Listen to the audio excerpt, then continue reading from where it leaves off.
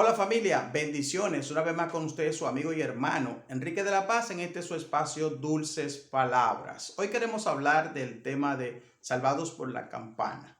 Y esto la mayoría de nosotros sabemos que se usa mucho cuando alguien estaba a punto de morir y en ese instante fue rescatado pues en los últimos minutos. Y hay una cosa que el ser humano le teme mucho, que es la muerte, pero hay una que le teme más y es ser enterrado vivo, en vida. Y existe la terminología que es la tafofobia, que es un miedo irracional a ser enterrado vivo, o sea, el temor a los ataúdes, a las tumbas. Esto siempre ha existido en la mente humana.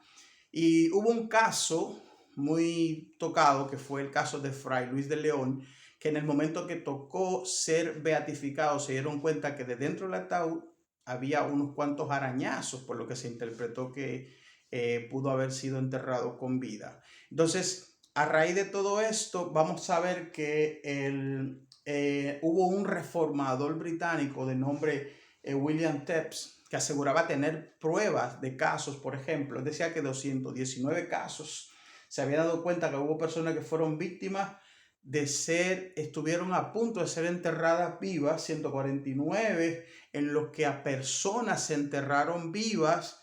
Por ejemplo, 10 casos en los que a personas se le hicieron autopsia en vida y 2 casos en los que la persona, cuando iban a ser embalsamadas, pues se dieron cuenta que estaban vivos.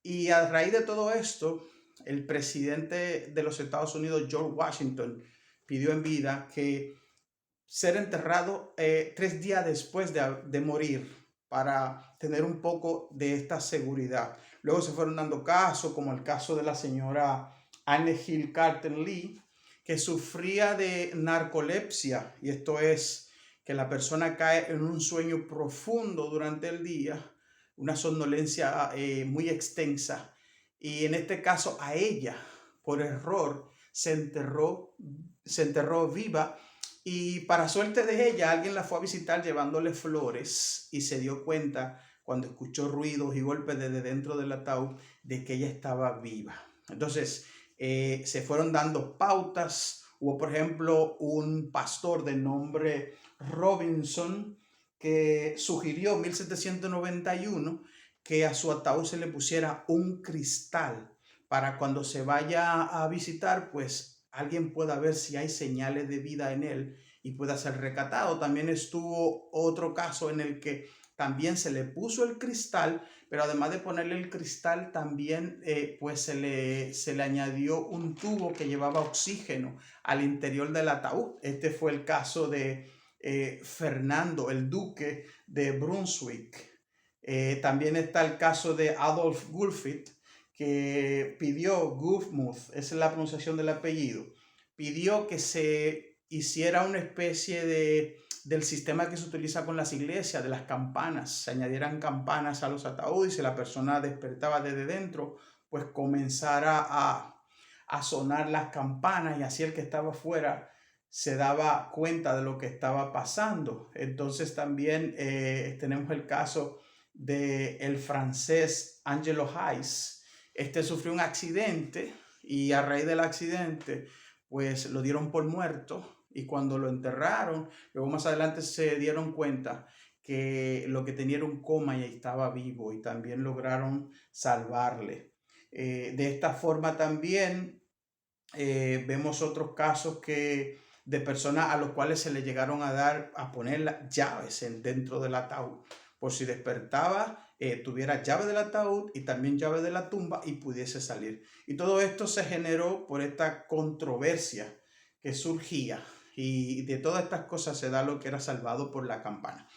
Pero el origen original, se dice que el término viene del deporte del boxeo, donde cuando el contrincante estaba dando una tunda al oponente y lo tenía casi contra la lona, pues casi por knockout, pues ahí sonaba la campana y le lograban salvar. Y de ahí viene el término. Nosotros conocemos, por ejemplo, una historia bíblica que está en el libro de Juan, capítulo 11, y es la historia de la resurrección de Lázaro. El Señor Jesús era muy amigo de esta familia en la aldea de Betania, pero él estaba fuera y se dio el caso de que Lázaro murió. A él primero enfermó, a él se le mandó la noticia, no acudió, murió Lázaro, y él decide al cuarto día ir a ver qué había sucedido y por qué murió su amigo Lázaro. Y al llegar allí su hermana Marta le recrimina, pero aún dice que ya es día, que no había posibilidad de vida. Y el Señor fue con una sola misión y era darle la resurrección a Lázaro. ¿Por qué decide el Señor Jesús ir al cuarto día? Al cuarto día porque para los judíos, según su cultura, todavía al tercer día el espíritu podía estar cerca del cuerpo y por ende se podía dar una resurrección fácil. Entonces el Señor Jesús, conociendo todo ese concepto, de que ellos entendían que al cuarto día ya no había posibilidad, Él entra en escena. Y es la fórmula, Él entra en escena cuando ya la gente entiende que no hay posibilidad, de que no hay ninguna otra razón para que viva, y ahí Él llegó. De tal manera que llamó a Lázaro desde fuera de la tumba para que saliera, y dice la Biblia que Lázaro salió y mandó a que se le desatase de todos los ligamentos que tenía puesto. Entonces yo te pregunto si todavía sigues pensando en ser salvado por la campana. Posiblemente vas a morir y cuando mueras, en el estado que vas a estar, no vas a poder escuchar la campana, muy difícil. Pero si hay una cosa certera, y dice la Biblia, el Señor Jesús hablando, dice en el mismo libro de Juan capítulo 5, 25, que en verdad os digo que viene la hora, y la hora es cuando los muertos oirán la voz del Hijo de Dios, y los que la oigan vivirán. Entonces, yo quiero que nosotros meditemos en esto. Hay tradiciones en las que la gente se apoya, pero hay una verdad en la Biblia, y es que nosotros seremos resucitados, oiremos la voz del Hijo del Hombre.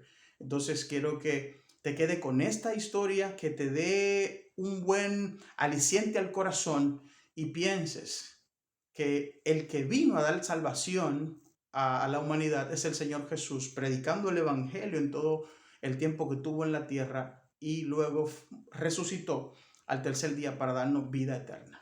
Yo te doy las gracias por escucharme. Nos veremos en la próxima. Dios te bendiga.